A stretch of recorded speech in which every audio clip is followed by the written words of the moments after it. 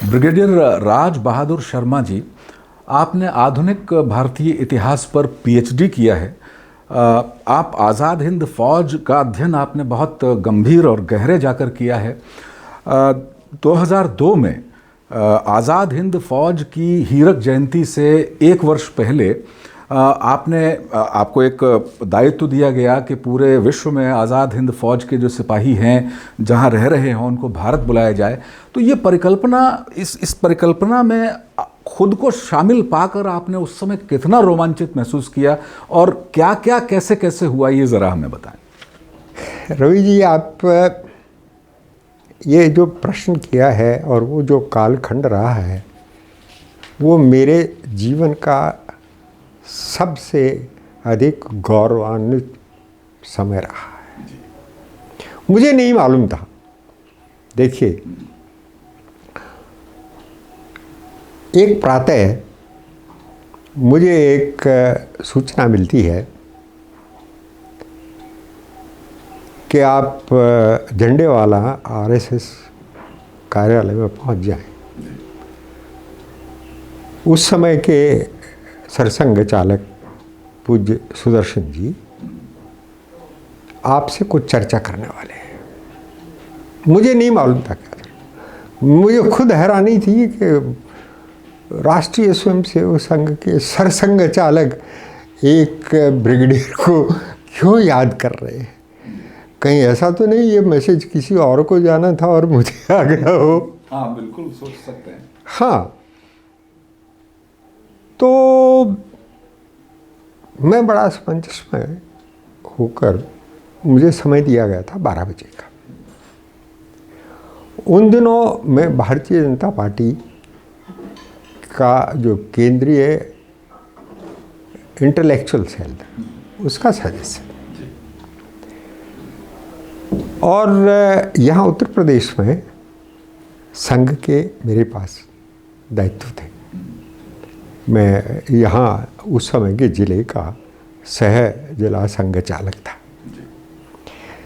लेकिन मैंने स्पष्ट बता रखा था कि जमुना पार जाते ही मेरी टोपी बदल जाती है। मैं वहाँ संघ की बात नहीं करता, और जमुना से इधर आता हूँ तो मैं बीजेपी की बात नहीं करता, संघ की बात करता। तो इसलिए आस्था तो वही थी। 10 बजे मैं पार्टी ऑफिस पहुँचा। वैसे मेरे पास पहले ही आ गया था, तो मैंने सोचा पार्टी ऑफिस होके झंडेवाला जाऊंगा। वहाँ उस वक़्त के अध्यक्ष जना कृष्णमूर्ति जी मेरा इंतज़ार कर रहे हैं। देखिए, ये कई बार आदमी के हाथ में क्या होता है, ईश्वर क्या कराता है, दो। तो उनका मेरे से विशेष स्नेह था। तो कहने लगा, आइए राज बहादुर जी, आइए, आपसे एक काम है, लेकिन वो अभी नहीं बताऊंगा, जरा मेरे से 12 बजे के बाद मिल लीजिएगा। अब पार्टी इन पावर के अध्यक्ष, बिल्कुल समझे, आप देख लीजिए, जैसे अमित शाह रहे हैं या जैसे आज नड्डा जी हैं या कोई है, वो आपको ये कहें कि मुझे तो आपसे एक काम है, 12 बजे मिलिएगा। तो मैं बड़ा हैरान, मैं कौतूहल कि मेरा, और उधर राष्ट्रीय स्वयंसेवक एक दिन वही समय वही वक्त, तो आप मेरी मनस्थिति का अंदाजा लगा। खैर साहब, मैं गया झंडेवाला। मैं चक्कर लगाता रहा। पूज्य सरसंघ चालक आज नहीं है, लेकिन उनका बहुत बड़ा विशाल हृदय और बहुत बड़ी दूरदृष्टि थी। उनके कक्ष के सामने से मैंने झांक के देखा, वहाँ माननीय अडवाणी जी बैठे हुए थे, भारत के शीर्ष उप प्रधानमंत्री। उस वक्त उप प्रधानमंत्री का दायित्व नहीं था, लेकिन मान के चलिए कि वो प्रधानमंत्री पहले थे ही, जो कद उनका था, जो कद के हिसाब से। तो मैंने सोचा जब ये बाहर निकलेंगे तो मैं झांकूंगा, अंदर जाऊँगा। तो सरसंघ चालक जी के जो सचिव थे वो आए, आगे बैठे साहब। मैंने कहा, मैं आगे पे जाओ अंदर। मैंने कहा, अंदर तो अडवाणी जी बैठे। बोले, इसलिए तो आपको बुलाया है। समझे। तो अब मुझे जो मानसिक स्थैर्य जिसे कहते हैं वो थोड़ा हड़बड़ाएगा। वैसे मैंने 3 युद्ध देखे हैं, सब प्रकार की परिस्थितियाँ देखी है। खैर मैं अंदर गया, अंदर घुसते ही सुदर्शन जी ने मैं तो नमस्कार ही किया था कि अडवाणी जी ये राज बहादुर जी हैं और हमारा जो अखिल भारतीय पूर्व सैनिक सेवा परिषद है उसके राष्ट्रीय महामंत्री हैं। अडवाणी जी चुपचाप सुनते रहे। इनको एक बड़ा दायित्व दिया जा रहा है, मुझे भी नहीं मालूम क्या दिया जा रहा है। जिस प्रकार सेना में रीयूनियन होती है, पुराने सैनिकों को बुलाया जाता है, नए सैनिकों से मिलाया जाता है, जो पुराने युद्ध में साथ रहे वो मिलके अपनी यादाश्त ताज़ा करते हैं। हम ये चाहते हैं कि आज़ाद हिंद फौज के सैनिकों का इंटरनेशनल रीयूनियन किया जाए। जी। अब ये उनका निर्णय था, ये संघ का, मुझे नहीं मालूम क्यों था। मैं जीवन भर इतिहास का, जैसे आपने कहा, छात्र, और बर्मा कैंपेन मैंने खूब पढ़ी है। वहाँ हम अपनी फ़ौज तो अंग्रेज़ों की फ़ौज इनके चलते थे और जैप्स को जैप्स कह के और वो विरोधी की तरह से पढ़ते थे। आज़ाद हिंद फौज का कहीं नाम ही नहीं था। और यहाँ है कि मुझे आज़ाद हिंद फौज का रीयूनियन कराना है और क्या कराना है, उनके सामने क्या कह सकता था। क्योंकि अगला जो बात सुदर्शन जी ने कही उससे मुझे शक्ति मिली। उन्होंने कहा, अडवाणी जी इस काम को करने के लिए राज बहादुर जी को आपका सहारा चाहिएगा। केंद्रीय गृह मंत्री थे उस समय। हाँ, एक्स सर्विसमैन को वही तो देखते कि आपका सहारा होगा तब ये काम होगा और इनको हर वो मदद मिलनी चाहिए जो ये मांगे। ये शक्ति और ये नहीं, पैर तो मजबूत, बाकी जैसे हड़कड़ाता हुआ मैं बाहर निकला। बाहर मुझे कितनी बड़ी जिम्मेदारी, कितनी बड़ी, और एकदम कुछ पता नहीं। हाँ, कौन कहाँ रह रहा है, कौन नहीं है, कौन, और आज़ाद फौज के लोग कहाँ हैं, उनका रीयूनियन के, और उन्होंने तिथि निश्चित कर दी। मैं बाहर निकला तो वहाँ, आप शायद नहीं जानते या जानते भी हों, अभी उनका थोड़े वर्ष पहले ही वो स्वर्ग लोग गए हैं, माननीय ओम प्रकाश जी। वो उत्तर प्रदेश के, जो संयुक्त उत्तर प्रदेश था, उसके राष्ट्रीय स्वयंसेवक संघ के प्रचारक थे और मेरे बड़े भाई थे के अनुसार। बिल्कुल उन्होंने, तो बाहर जो निकला तो उनके दर्शन हुए, कहने लगे मिल गया काम। मैंने कहा आपका ही हस्ताक्षर है ये। सच। तो मैंने उनके सामने अपना, भाई ये रिकॉर्ड एडिट कर लेना, जैसे मैं कहानी सुना रहा हूँ मैं तो, है ना, हाँ ये देख लेना। मैंने कहा ये आपके हस्ताक्षर हैं श्रीमान, ना कार्यालय है, ना लेटर हेड है, ना चिट्ठियाँ हैं, एक झोले में कागज लेके मैं घूमता हूँ अखिल भारतीय पूर्व सैनिक सेवा परिषद का, और आप मेरे से आप अंतर्राष्ट्रीय सम्मेलन करा रहे हैं अखिल भारतीय पूर्व सैनिक सेवा परिषद से, और आज़ाद हिंद फौज का जो देश नहीं विदेश में छितराई पड़ी है, इंग्लैंड में होंगे, साउथ ईस्ट एशिया में तो है ही, ऑस्ट्रेलिया, जापान, सब जगह होंगे, ये कैसे होगा? बोले अगर ये हमें शक होता तो आपको नहीं बुलाते, जाइए काम शुरू कर दीजिए। और जहाँ तक पैसे का ताल्लुक है, 10,000 रुपये मैं उत्तर प्रदेश संघ की ओर से उधार व्यक्तिगत रूप राज बहादुर को दे रहा हूँ, जो आमदनी के बाद वापस कर दें। आप जाइए अपना लेटर छपवाइए, दफ्तर देखिए, काम से बात। तो ये सारी व्यवस्था इस तरह से शुरू। तो फिर सम्मेलन हुआ और क्या अनुभव रहा? सम्मेलन देखिए, ईश कृपा और सत्ता का प्रभाव, इन दोनों का वो वहाँ पर प्रयागराज था। मैंने जो मांगा वो मिला, मैंने जो चाहा वो हुआ, और मैंने वही मांगा और वही चाहा जो ईश्वरीय प्रेरणा थी।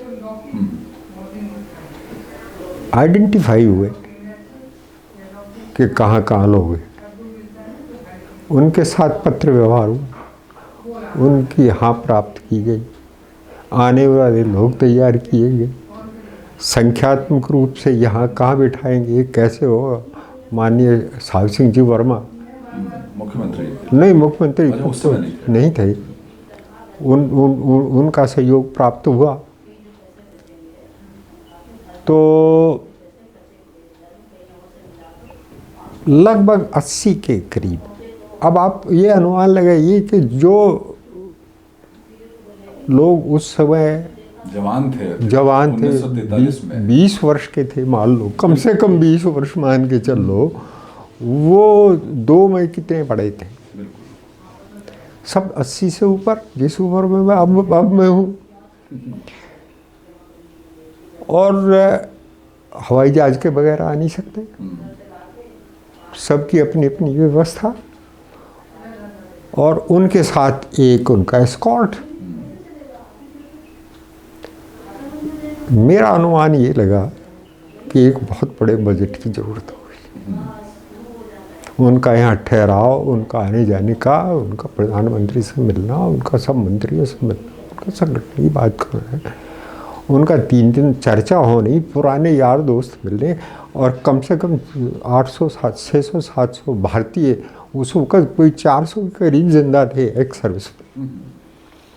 बाहर के कितने जिंदा थे वो भी ढूंढने पड़े, कौन कौन जिंदा है क्या है, फिर उनका मिलान हुआ। उन सबको हवाई जहाज से लाने का प्रयोजन बना, लेके आए, विशेष प्रोग्राम रखे, उनके अधिक से अधिक समय उन्हें चर्चा के लिए दिया, और उनके जो मन में एक विशेष 2 उनकी खास विशेष बातें थी। रवि जी, आज आपने उस नर्व पे हाथ रखा है कि बहुत कुछ कहने का मन बनता है। नहीं, आप कहिए। एक उनकी इच्छा ये थी कि नेताजी ने हमें लाल किले जाने का हुक्म दिया था, दिल्ली चलो। हाँ, एक नारा दिया था। नारा उन्होंने दिया था। उन्होंने दिल्ली का हिंदुस्तान नहीं देखा बहुत, कभी भारत भूमि देखकर सब कुछ त्यागा हुआ। एक हमारी इच्छा ये है कि हम लाल किले पर, हमने प्रॉमिस किया आप लाल किले जाएंगे, वहीं आपका राष्ट्रीय अभिवादन हुआ, स्टेट सेलिब्रेशन। और वही लाल किला आप देखेंगे जहाँ पर आप पर मुकदमा चला, आपको वहीं ले जाएंगे जहाँ पर उसका फैसला हुआ, और वहीं आपको, जिसे वो कहते हैं ना सिविक रिसेप्शन, भारत की पूरी ओर से वहाँ पर आपको सिविक रिसेप्शन ऐसा हुआ। आपको याद होगा जमुना की साइड वाला जो पूरा पार्क है, जहाँ पहले चोर बाजार लगता था, याद होगा ना, पीछे की तरफ, वो खाली किया गया उस विशेष कार्यक्रम के लिए। वहाँ पार्क बना, उस पार्क का आज भी नामकरण है, आज आप वहाँ जाए पत्थर लगा हुआ है, चलो दिल्ली पार्क। अच्छा, ये जानकारी मुझे लगता है बहुत सारे दिल्ली वासियों को नहीं है। आप जाके उसका फोटो लीजिए, पत्रिका दिखाइए, चलो दिल्ली पार्क, क्योंकि नेताजी ने आदेश दिया था चलो दिल्ली, इसलिए उस पार्क में ही उनका सिविक रिसेप्शन करने का आयोजन बना। और उस सिविक रिसेप्शन की जिम्मेवारी भारत सरकार के ये कल्चरल मिनिस्ट्री है ना, क्या कौन सी, संस्कृति मंत्रालय ने उस वक्त वो थे जो गवर्नर रह चुके थे कश्मीर में, क्या है ना, जगमोहन जी, अन्य जगमोहन जी, एक अदम्य साहस वाले आदमी। तो जगमोहन जी ने उसकी पूरी जिम्मेवारी ली। हम इन्विटेशन भिजवाएंगे, हम इन्विटेशन कराएंगे, हम लोगों को बुलाएंगे, हम ही सब पूरा बाहर लेंगे और यहाँ पर उनका स्वीक रिसेप्शन करेंगे। दूसरी उनकी इच्छा ये थी कि जैसे जो ये हैं स्वतंत्रता सेनानी भारत में, हमारे बच्चों को भी, हमारी आने वाली पीढ़ियों को भी साउथ ईस्ट एशिया में, ऑस्ट्रेलिया में, जापान में ये पता लगे कि उनके पूर्वजों ने भी भारत की स्वतंत्रता के लिए कोई योगदान दिया था। तो उनको जिस प्रकार का कांस्य पत्र दिया गया है, उसी प्रकार का हमें कांस्य पत्र प्राप्त हो जो पीढ़ी दर पीढ़ी हमारे बच्चों को यशगाथा जो है बढ़े, नई पीढ़ियां जान सकें। मैं ये प्रपोजल लेके अडवाणी जी के पास गया, क्योंकि एक सर्विसमैन का और दोनों ये इनका स्वतंत्रता सेनानियों का डिपार्टमेंट उन्हीं के पास था। और मैंने उनको बता दिया कि मैं आपसे ये चर्चा करने आ रहा हूँ, तो आइए। और उन्होंने जो संबद्ध जॉइंट सेक्रेटरी थे, जो स्वतंत्रता सेनानियों को उनको देख, उनको बुलाया और उनसे ब्रीफिंग प्राप्त की हुई थी। तो वहाँ मैं पहुँचा उनके पास। हाँ, तो राज बहादुर जी क्या क्या, मैंने उनको पूरा कार्यक्रम की व्यवस्था बताई और मैंने कहा एक बड़ी हार्दिक इच्छा है उनकी, और हमारा बहुत विनम्र निवेदन है कि माननीय गृह मंत्री कि हमारी एक मांग लें। उन्होंने क्या, मैंने उनको बताई। वो जो जॉइंट सेक्रेटरी साहब थे वो भड़क गए, ये कैसे हो सकता है सर, आज वो क्या नाम कांस्य पत्र मांग रहे हैं, कल वो हमारे से पेंशन भी मांगेंगे। जो ब्यूरोक्रेटिक वे ऑफ थिंकिंग है ना, मैं भी ब्यूरोक्रेट रहा हूँ फौज में, तो जो ब्यूरोक्रेटिक वे ऑफ थिंकिंग है उसको मैं जानता हूँ। सर वो तो ये होगा और अंतर्राष्ट्रीय स्तर पर ये होगा और उसका, उसने अपनी ये अडवाणी जी चुपचाप सुनते रहे, मेरा खून खौलता रहा।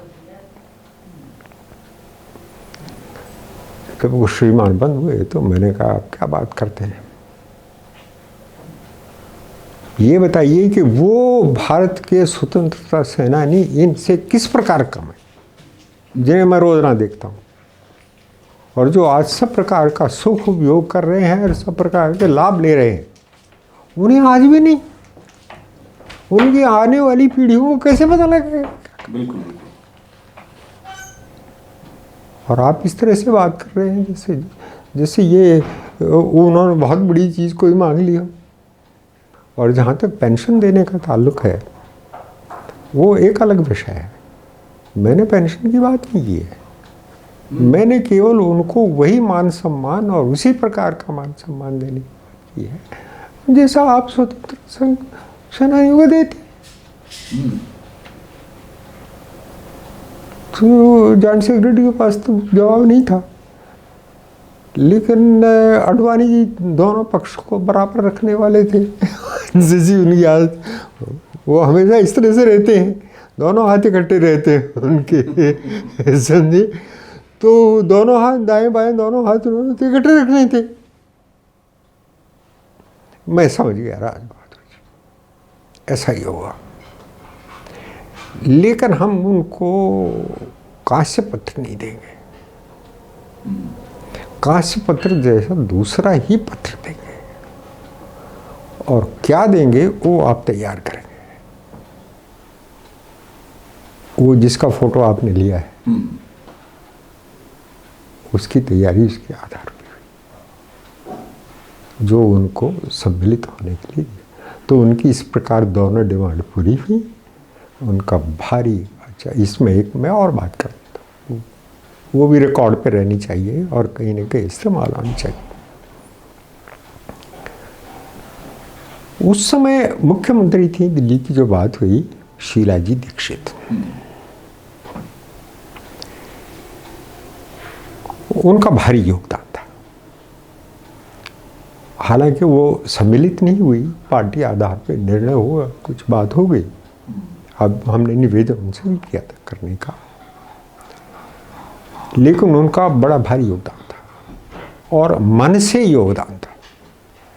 आज वो नहीं है, मैं हूँ और बहुत से प्रतिभागी नहीं हैं जिन्होंने वो देखा है, कोई नहीं रहा है। हम उनके पास गए और उनसे मैंने प्रस्ताव रखा कि देखिए, आप तो स्वतंत्रता सेनानी परिवार से आती हैं, जिस परिवार में अब हैं आप, और सौभाग्य से आज आप दिल्ली की मुख्यमंत्री हैं। हमारी ये किस प्रकार की योजना है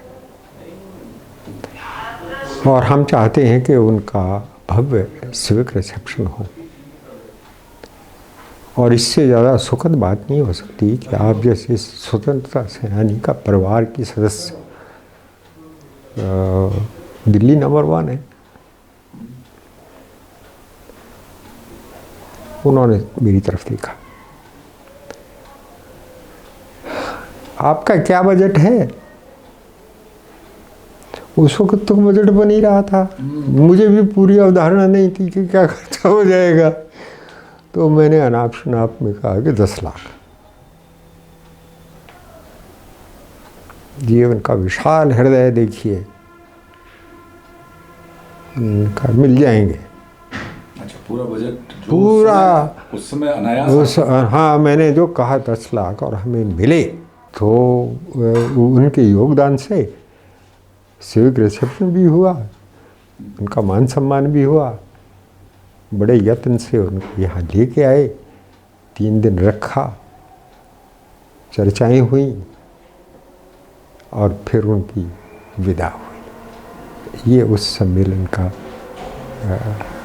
टॉस के दर्शकों को हम ये भी बताना चाहेंगे कि 2002 के 1 साल बाद यानी 2003 में आज़ाद हिंद फौज की हीरक जयंती यानी डायमंड जुबली थी। 60 साल उसको पूरे हो रहे थे और उस उपलक्ष्य में कुआलालंपुर में एक अंतर्राष्ट्रीय आयोजन किया गया था।